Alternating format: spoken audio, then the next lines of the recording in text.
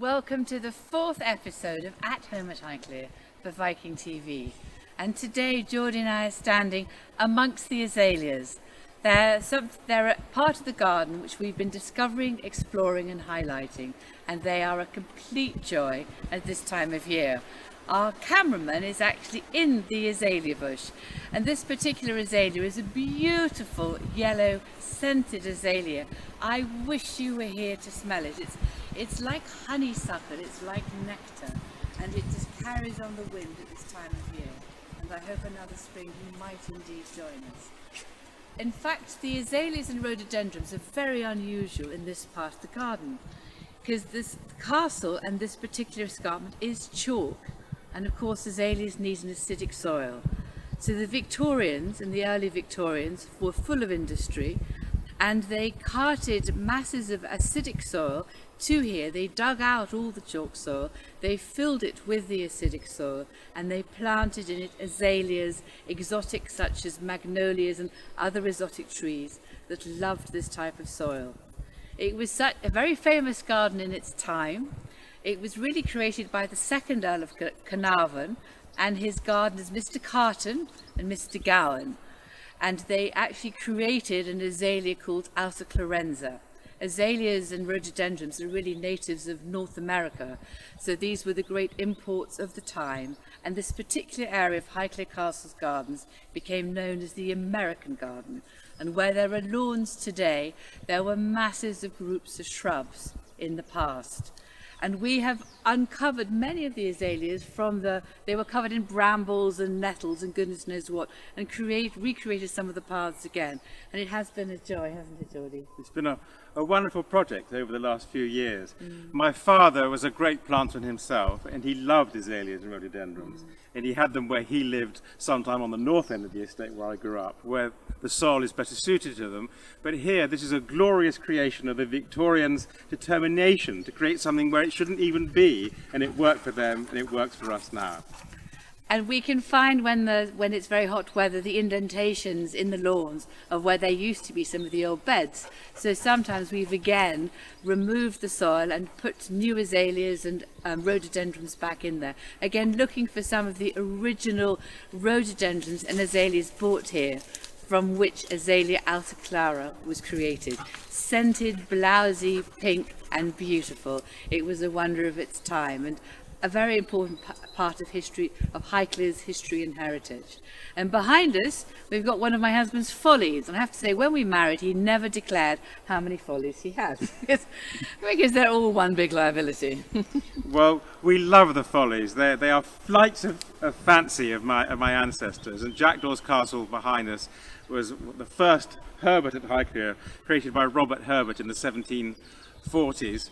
Really, and raised, wasn't it? It was raised up a bit, so he could see it perfectly from his east rooms on the castle. Well, it wasn't the castle then, from his Highclere mansion, Highclere house. Today we floodlighted in the evening, and it looks glorious from the castle library. And the pillars are special, aren't they? They're from the ruins of an important house in London. From Devonshire House in London. They were brought down here. So you've got a classical temple on the east lawns, and it's called Jackdaws, which is quite an unusual or inappropriate name, but it's because behind it, and that is Evie, barking and happy, but behind Jackdaw's temple was apparently an avenue in which jackdaws tended to roost. There was Jackdaw's Avenue, and in front of it, Jackdaw's temple. The avenue's now gone, but fortunately we still have the temple. Evie, can you come back? Stella, come on, here. They find interesting things to chase amongst these azaleas. Yes, sit down. Thank you, good girl. But it is rather a glorious folly, because you can even, on a warm summer evening, you can even have a meal for a few people in it and look back at the castle today. And we somehow try and maintain all these extraordinary follies. They're a crazy expense in today's world, because they're just buildings in the landscape with no income, but we love them dearly, and Jackdaw's Castle is one of the great examples of 18th century fun, creativity and design. They were indeed. So I hope you've enjoyed a little tour of the gardens and a little pan around the azaleas and a glimpse of Jackdaw's Castle. And another year I hope you might come. and have tea with us around it, because I think some of this lockdown period has made me dream and think of more imaginative ways, such that in the past they shared the landscape, and in the future Georgie and I would love to share the landscape with all of you.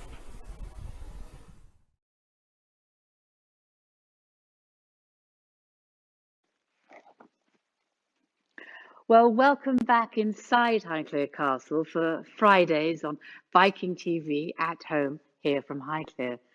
I hope you enjoyed the part outside amongst the azalea bushes. It's just such a riot of colour. And I thought this was a fun room to welcome you to this evening. It's quite a distinctive colour. I wonder where you're going to go. You just sit down here, darling. Sit. Put your foot down there.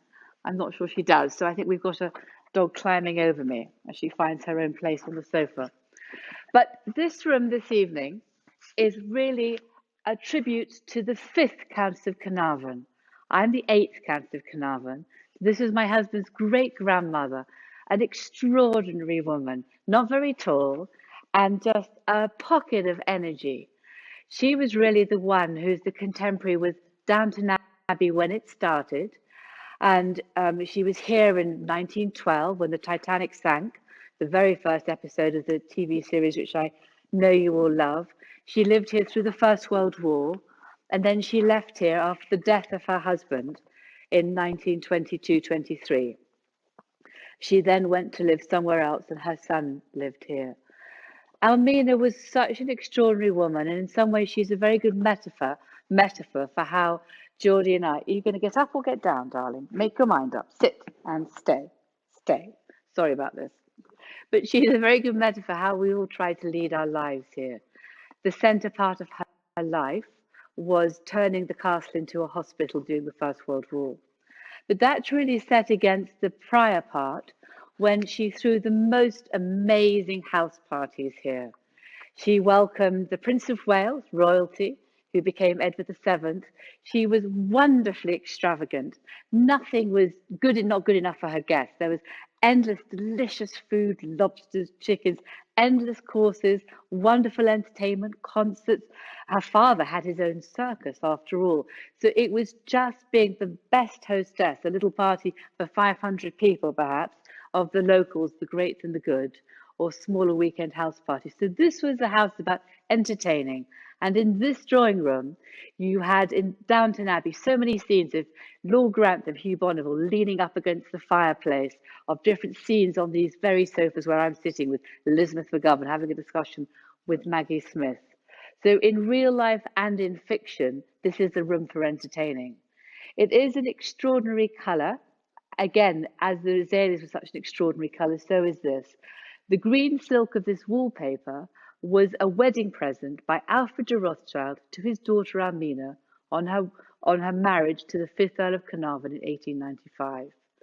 The green silks were a copy from Versailles, from a room in Versailles. So it's French silks. The gilding was already here from the 18th century. It's an extraordinary French marble fireplace. Again, I think from a French chateau brought back here.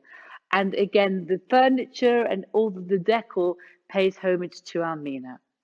The chandelier, which is just above me, it's got 365 pieces of glass. And at this particular time, we are not having time to clean it. So when Maggie Smith was here, if you remember, she looked up at it because it had gone from candles to electric light. So again, this room has so many resonances from the pleasure and fun it's given many people over the years. And one of the most important parts of Almina's life was the First World War. During the First World War, Julian Fellows turned the house into a convalescent home. Almina turned it into a proper hospital. So from August 1914, for the next 4 years, she welcomed men back from the trenches, mainly orthopedic injuries, because they had more chance of success of the injuries being mended and the men not merely returning to their families, but often returning to war. So in the archives of the castle, we've got hundreds of letters from those men, from their sisters, from their mothers, from their wives, just saying thank you. And that's what she spent her money and her life doing. So in many ways, she was a woman ahead of her time because she'd found a vocation. And in fact, the first book that I wrote, history book, is called Lady Almina in the Real Downton Abbey. It's got a long title about the lost legacy of Highclere Castle, but in some ways it was a story about a lost story and a really important story, where the first part again was the exuberance of Edwardian times. The middle part of the book is about the times when every effort was made to save lives. And then the last part looked at the discovery of Tutankhamun's tomb. The letters in the archives are incredibly moving. There's 400 or 500 of them. They all say the same thing. Dear Lady Carnarvon, I arrived at Highclere, an awful wreck, not knowing whether I wanted to live or die. But you sat with me through that first night, and you gave me the courage to live again. There's letters from mothers in Canada, because they joined the war before America, and many Canadian soldiers came here. And it again is from their mothers, from their sisters, saying, Dear Lady Carnarvon, I am thousands of miles away from my son at a time when I most likely be by his side. But your letters and telegrams of reassurance give me the hope that I may yet see him again, and I and mothers such as I will remain indebted to you for the rest of our lives. And it's wonderful to think there are women like you in England doing so much for our boys. So that's the heart of the book. It's about what this extraordinary woman did for other people and other families. So this room is rather wonderful because it's really a tribute to her, and yet all the walls are really adorned with portraits of my husband's family, often children portraits, portraits of the first Earl, portraits of the second Earl's children, which I hope at some point some of you might come here and thoroughly enjoy seeing. At the end of the First World War, there was a flu pandemic, and it's extraordinary how I've written about it and studied it and wondered how they lived through it. Both the Earl and Countess of Carnarvon got the flu, and obviously both survived. The fifth Earl's health was impaired, so it was a remarkable recovery, and a tribute again to Almina's nursing skills. So this house in many ways, I think, helps us all travel through time and gives us the reassurance that we will make it through, and there will be brighter times the other side. And for the fifth Earl of Carnarvon and his wife Almina, it led in the end to the discovery of the tomb of Tutankhamun. An extraordinary journey, treasure and tragedy, because in the end the discovery led to or caused the death of Almina's husband, the fifth Earl of Carnarvon. So this room to me is all about these extraordinary people who've lived here. And I hope at some point you'll come and see it. There's Viking have got some wonderful other TV programs about this particular castle, this story in these rooms. But I'm now going to move on towards questions, because I know there are thousands of questions, and I am very much looking forward to answering them. So Kat is going to ask me the questions, but her voice can't be picked up, so I'm going to repeat the questions to you, and I'll thoroughly enjoy answering. So thank you so much for writing into Viking with the questions. It's so interesting for me to hear what you have to ask about and what you have to say. Thank you. So Kat. Thank you, Lady Carnarvon. We have a question from Susan in Florida. How did your partnership with Viking begin? It's a question from Susan in Florida about how my partnership with Viking began.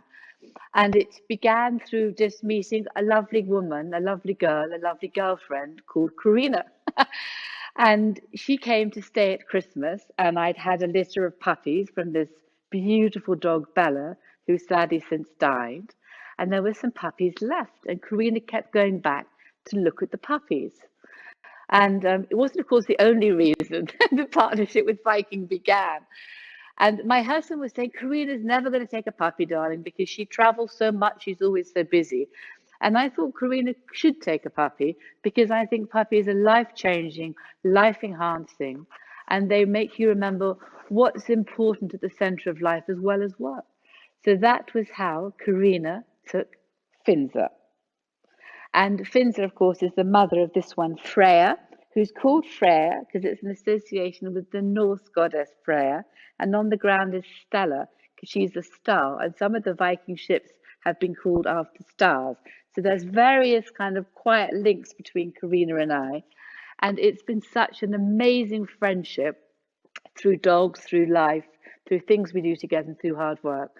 So it's many layered, and we have virtual coffee chats together now because we can't see each other, which are just wonderful. So just it's just a good friendship. Isn't that what life's about? It's friendship and collaboration. We now have a question from Ben, who is also in Florida. Who are the most famous people to visit Highclere over the years? Ben's asked me who are the most famous people to visit Highclere over the years. Well, of course, there's royalty. There's quite a lot of royal signatures in our visitors book. There's people like Howard Carter, whose legacy with that of Lord Carnarvon and the discovery of Tutankhamun's tomb cannot be overemphasized. There were people like Charles Rolls, think Rolls-Royce, Geoffrey de Havilland, who is one of our early aviation pioneers, the King of Spain in 1836, Edward III, King of England in the 14th century. And my visitors' books don't go back there, but that's from records and diaries and letters, which are collected together in the Winchester archives. I don't know where to stop and start. Fun people too, people who play the piano, people who've come and sang. And it's filled today, I hope, and it will be in the future again, with people who just bring such joy to life. And I think that's really what I'm wanting to make sure I go forward with when this particular challenging time or few months or a year of our life is in the past. A related question, we now have Susan from Chicago. Is the piano behind you a full-size grand piano, and do you play it? Thank you very much for the question about the piano behind me. It is full-size Steinway. It's one of the oldest, I would suspect, in the world. It dates to 1884, and it's got the original workings. It's both a museum piece in that way, and it's also an instrument which I try and play very badly, and other people play far better if they're here. And the cost of refurbishing it is just a little bit beyond my budget at the moment. And then I'm not sure whether I should or I shouldn't. But I think a piano is meant to be played. So perhaps you put the museum to one side and think of the fun of actually playing and listening to the piano. We now have a few questions asking, when is it possible to visit the Egyptian exhibition from Tony? And Juliana asks, when will your beautiful garden and home be open? Will it be this summer? Tony's asked me about the Egyptian exhibition, which runs through the cellars of the castle. And the cellars were obviously where some of the downstairs rooms were. The Downton Abbey downstairs rooms are actually filmed at Ealing Studios. They go down our stairs, they go and they rebuilt the bottom set of stairs in Ealing. So Jim Carter or Rob James Collier can then reappear 2 weeks later in Ealing Studios. So our old staff dining room is now the first room of our Egyptian exhibition. It's a permanent exhibition. Whenever the castle's open, so is the Egyptian exhibition. And I think people really enjoy it. It also helps just allow people a little more time and space, and it gives another attraction, I hope, when people visit the castle. And there's an associated question from Juliana, which is about when we hope to be open again. And I think for all of us, it's a challenge between trying to understand what our governments are advising us to do. I think that I would love to be open in a small way in another month or so with just 20 or 30 people in small tours to understand how it works. And that perhaps in the summer be allowed to have a few more people than that. The grounds are large, the house is large, and I hope we can offer social distancing, but also somewhere to go, something to look forward to, trees to walk under, green grass to sit in. And when we've all been inside a house, we are all alive, but part of being alive is living and going out and enjoying the gardens. And I hope very much that's something we will be able to offer, if in a modified way to a modified number of visitors this summer. We now have a question from Shirley in Haddow Heights. Could I please have the name of your book about World War I again?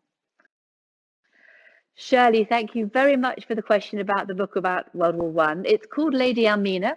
You can get it on Amazon. It's got some great photographs inside of upstairs and downstairs. And I really enjoyed writing it. I laughed and I cried. And I hope you will do the same as well. So thank you for asking. Lady Almina and the real Downton Abbey.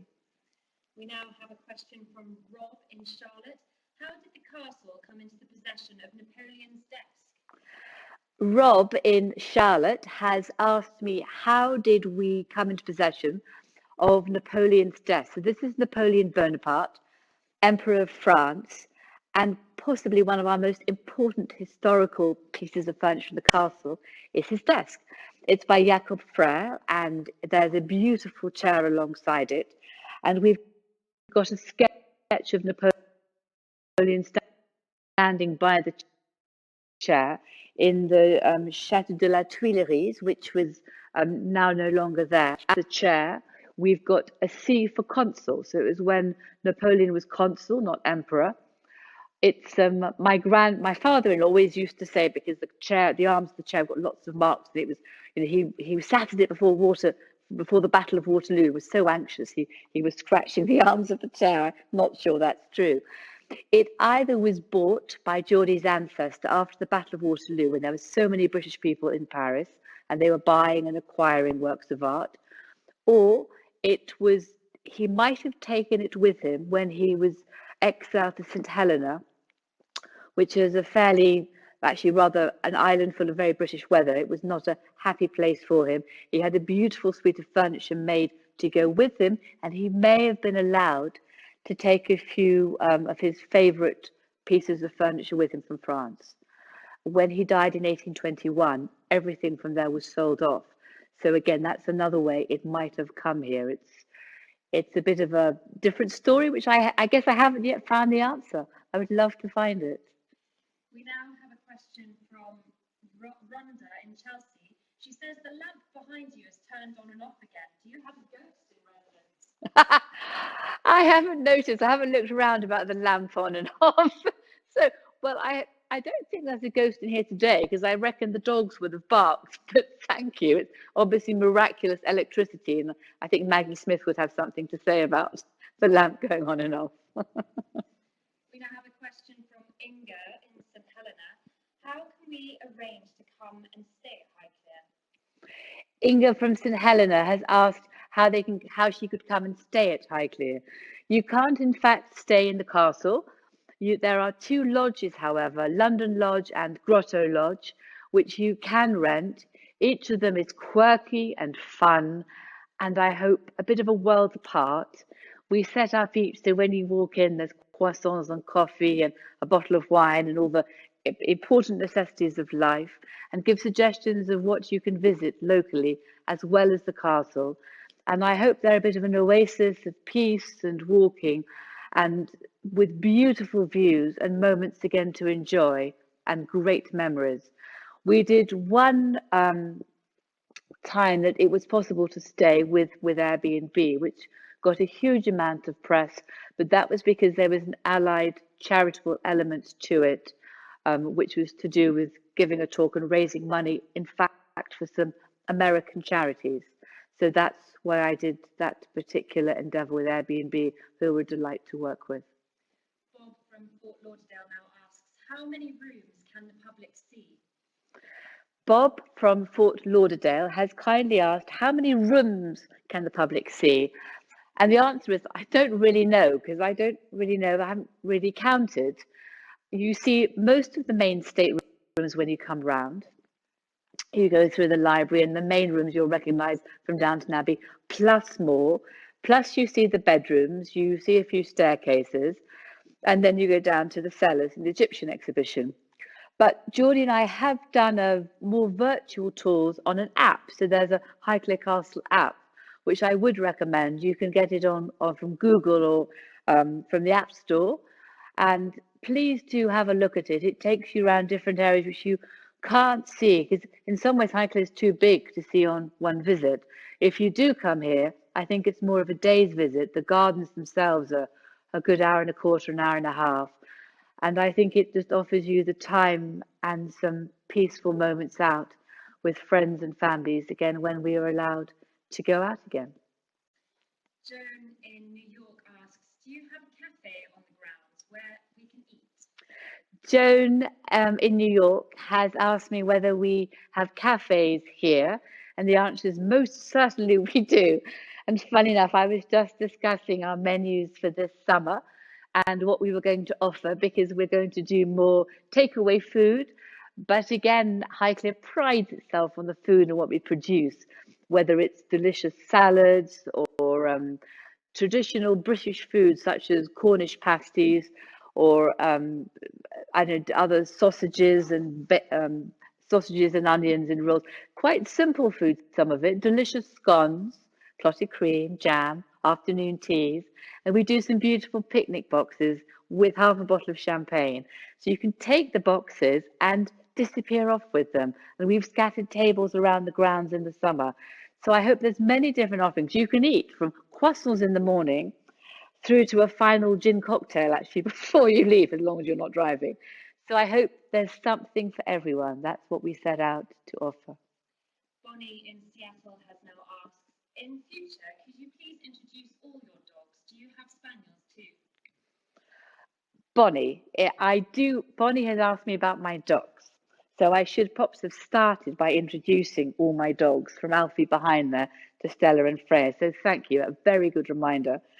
And I do have spaniels, but they are very enthusiastic about life and they don't always sit very still.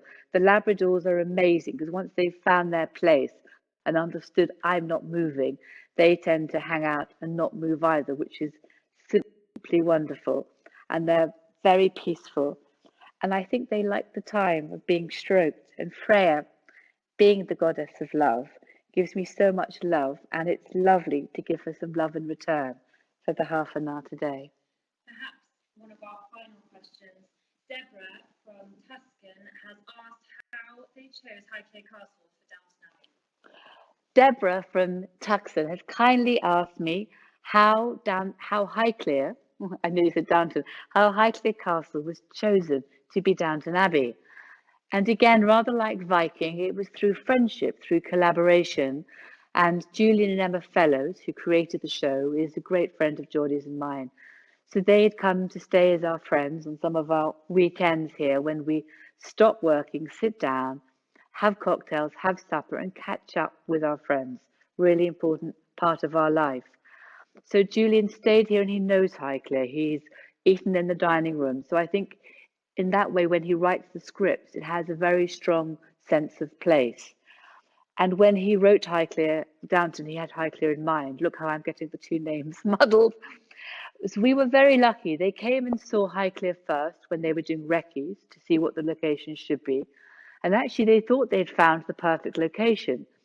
They couldn't believe they did, so they went round and saw hundreds more houses through the whole of the autumn of 2009, I think it was, before they returned, and we were lucky enough to be chosen as Downton Abbey. But at the time, no one could have predicted that everybody would turn on to Downton Abbey and watch it every Sunday, whether in England or America or other countries around the world, and that it would in the end give people such pleasure.